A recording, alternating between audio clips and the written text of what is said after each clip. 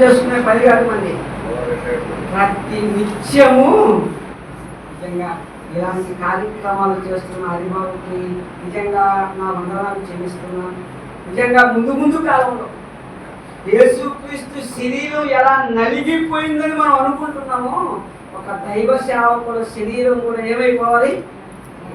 ఉపవాసాలతో మోకరించి ప్రార్థన చేస్తూ అనేక ఆత్మల కొరకు వాక్యం చదువుతూ నిద్రలేక ఇన్ని పరిస్థితులు తెలుసండి.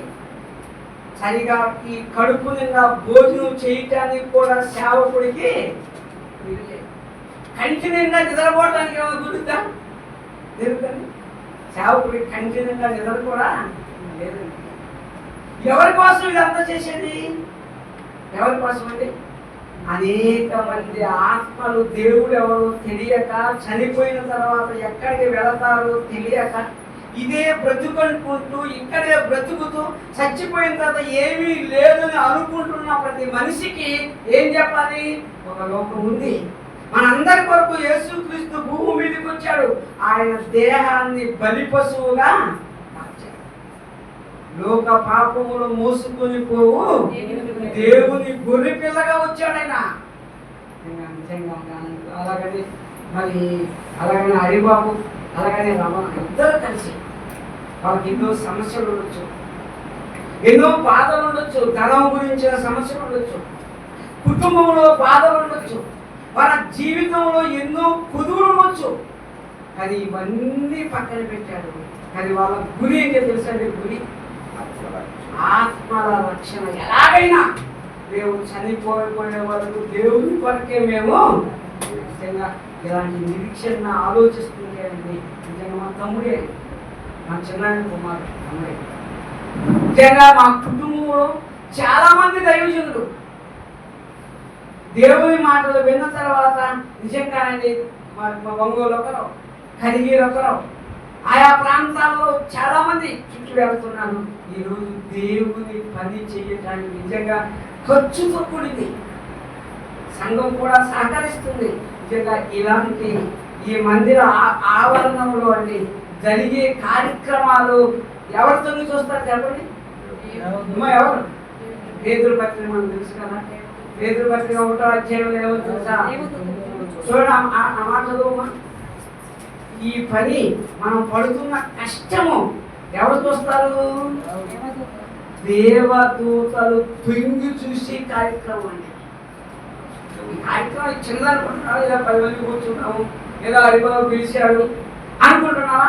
ఈ కార్యాన్ని చూడటానికి పరలోకము నుండి పంపబడిన పరిశుద్ధాత్మ వలన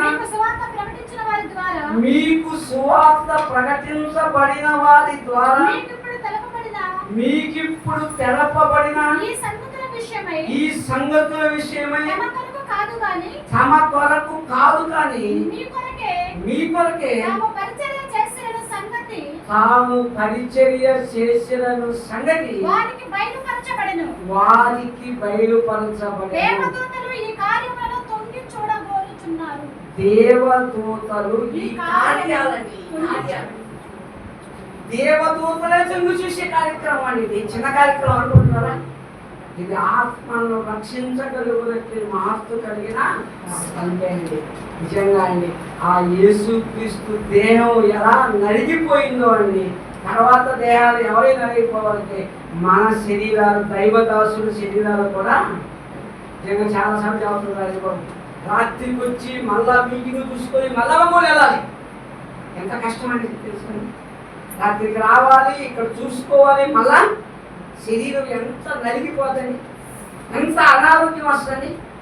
నిజంగా అండి కష్టపడుతున్నప్పుడు ఆ కష్టానికి ప్రతిఫలం దేవుడు తప్పకుండా సోదరులారా మనం మన జీవితంలో దేవుని కొరకు బ్రతికే ఈ ఏర్పాట్లు ఎన్ని ఆటంకాలు వచ్చినా, ఎన్ని ఇబ్బందులు మనకు వచ్చినా అన్నిటినీ బయటికి నెట్టి మనం దేవుని వైపు గురి యొక్కకే మనము ఈ సమయాన్ని ఇచ్చిన దైవజనులకి నా వందనాలు చెల్లిస్తూ